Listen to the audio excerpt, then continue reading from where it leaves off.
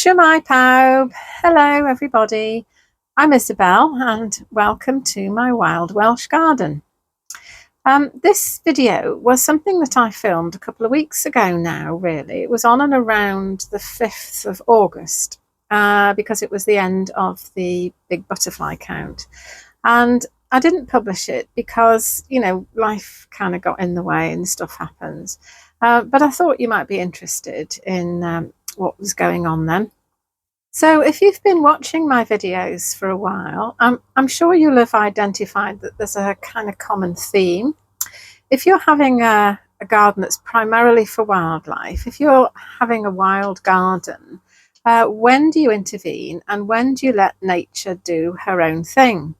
Because I think most people agree that if you just allow nature to do her own thing, then you do end up with a mess. Because a garden is not a complete ecosystem. There are so many components missing from it, like the herbivores that keep the plants down, and particularly the large herbivores. And there's no top predators that keep the large herbivores in check. So one of the things that I do struggle with, knowing quite what to do, is about the weeds. Because if you're a conventional gardener, it's dead easy. You just pull them out, you just do the weeding. But if you're a wild gardener, then it's not quite as simple as that, because a lot of weeds are very good for wildlife. And I wanted to talk about two particular weeds today. One is bramble and one is bindweed. Well, I do have bramble in my garden, and I do have to say that if I see them, they pop up all over the place, and when I just see them, I just pull them out. I do have one that I've left, which is in the corner by the compost heap, and I was wondering whether to sort of let that grow into a bramble patch. But I think I'm coming down on the side of probably not allowing that to happen, and I think I'm probably going to cut it out. I am fortunate in that I don't have bindweed in my garden. And I say that because but again, it's difficult because you see, bindweed is really good for wildlife. It's the larval food plant of various different insects, and it's also very good for pollinators. But the other thing that it does, because it has quite deep roots, is it brings nutrients up to the surface. So if your ground isn't very fertile and it has bindweed in, it brings the nutrients up to the surface, and then in the autumn when it dies down, the nutrients are returned to the surface of the soil, and so it is good for increasing soil fertility. But on the other hand, it does climb all over everything and up everything and sort of smother plants. And most gardeners obviously don't want that. And the problem with bindweed, of course, is that it's very difficult to get rid of. Once you've got it, it can regenerate from the tiniest little bit of root. So yeah, it is really difficult. As I say, I don't have it in my garden, so I don't have a problem. But I do have it over the road. I have a little bit of land over the road, which I call my over the road, and I just leave that for wildlife. It's very poor quality ground. In fact, I think it's basically just builder's rubble.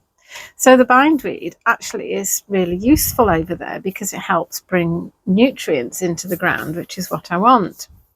But on the other hand, it was completely taking over the place and just smothering everything. So that's what this video is about, really. It's about the battle of the bindweed over the road. In my last video, if you remember, I was showing you what was happening over the road, and my huge, monstrous bramble patch that was growing out over the pavement and completely smothering my little trees. Well, I've been out being a large herbivore, so I've just sort of cut back along the path here so you can see the edge of my land and where the pavement starts. And then I've cut back a lot of the big new bramble vines and pulled a lot of the bindweed out of it. And this is the result. But I've also cleared a little path to the back there. So I'm going to gather all this up and then just pile it up in a pile next to the dead hedge, because in there on the edge of the bramble patch, there's a dead hedge. So in the winter, I'll cut all the brambles out of the middle bit and pile them up on the dead hedge. And cutting this back has been helpful in more ways than one. It stops it scratching people trying to walk past on the pavement, but it's also exposed all these lovely blackberries. So there's a few there that are ripe already, and lots more to ripen. Looks like it's a good year for blackberries this year. So there we go, all done.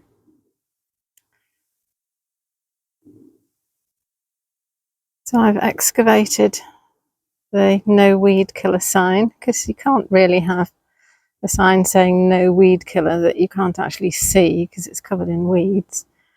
And I've excavated the little cherry tree, and I've pulled the bindweed off the teasel so they can stand straight. They're very, very tall, almost as tall as the cherry tree behind. But I haven't done anything about this side. I've had enough for today. I do have to pace myself a bit. So there's a hawthorn and a little oak tree and a little beech tree, I think, in there. Might even be 2 hawthorns, actually, thinking about it. I need to come out and do the same with those. But that's for another day, I think. This is the last day of the big butterfly count today, so this is the last time I'll sit in the butterfly watching chair counting butterflies this year. I can still sit here and watch butterflies if there are any to watch. But other than white butterflies this year, I've only actually seen 2. I've seen 1 comma and 1 small tortoiseshell, that's all. All the butterflies that I've been able to count, and there haven't been many of those, have been white ones, small ones and large ones. And I find them quite difficult to tell apart, really, particularly when they're fluttering about and blown by the wind. There's been more today, even though it's quite breezy. There's usually been about 6 large and small white butterflies fluttering around. But maybe this is the future of our gardens, that we won't have coloured butterflies, only white ones, eating our brassicas. During the big butterfly count last year, I had 9 different species. There were the, what I call them common ones. I mean, they weren't common, but they were the ones that I saw in my garden, were the 2 whites, peacocks, tortoise shells, commas, meadow brown and red admirals, and then what I call sort of occasional visitors. So I saw maybe 1 or 2 or 3, and that was holly blue and small copper. So yeah, 9 species last year and 4 this year. Yeah, so I really wanted to be able to report an increase in wildlife in my garden once I started wilding it, but that hasn't happened, obviously, where the butterflies are concerned.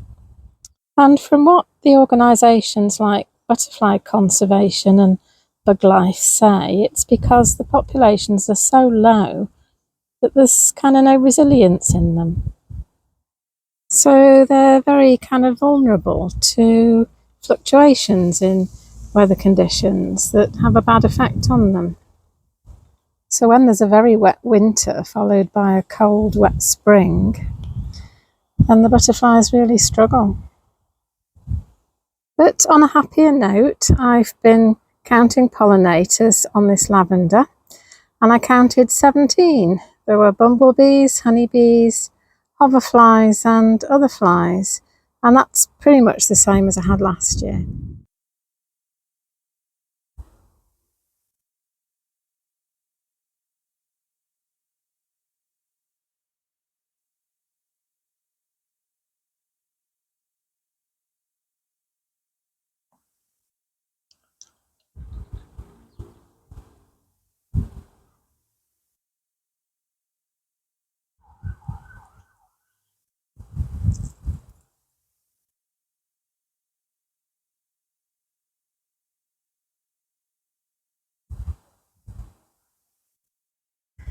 And there were 23 pollinators on this geranium roseanne. Bumblebees, honeybees, hoverflies, butterflies, a beetle, some couple of bugs, and a couple of little solitary bees.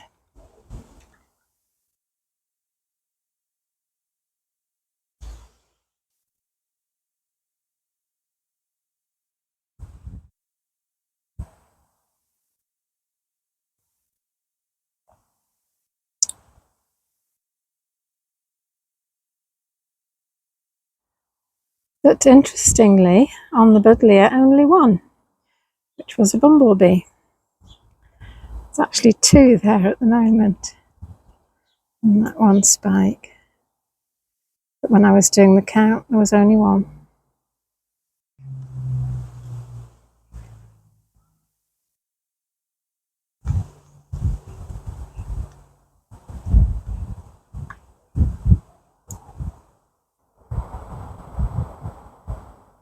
Well, yesterday it rained all day. It was grey and miserable, and I couldn't see the top of the hill over there. But look at it today. Fabulous blue sky, lovely and warm. So I'm going to go and tackle the next bit of my over the road. So this is what happens when you don't intervene at all. And you have bindweed, and you also have bramble, because this is just a great jumbly mass of bramble and bindweed and grass and willow herb.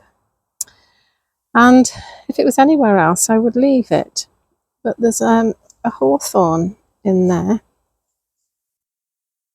You can maybe make out the leaves. Yeah.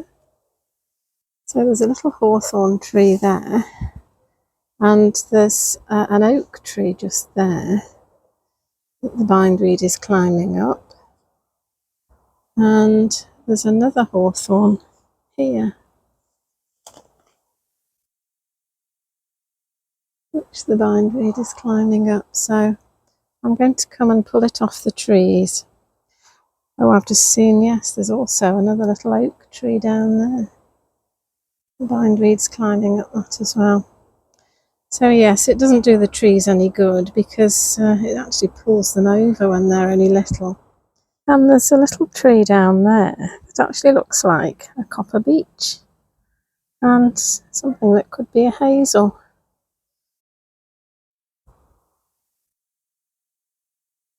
There's a bumblebee visiting the bindweed flowers.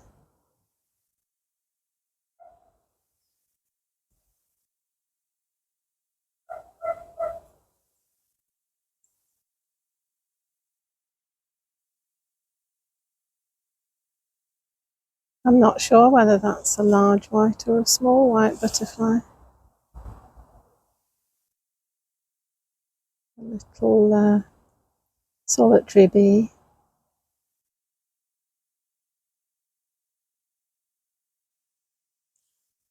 There's something oddly satisfying about untangling bindweed from a tree. It feels like kind of liberating it, setting it free to be itself almost. So there's one of the little hawthorns. I did think there were two, but I've either lost one or the other one's further back in the hedge. And there's the smaller of the two oak trees, looking a little bit the worst for wear, I'm afraid. And there's the taller of the two oak trees. I'm sure it must have grown 2 foot this year. And it does seem like the trees over the road here have really enjoyed the wet weather. And I've tried to remove the bindweed pretty much as I imagine a large herbivore would do.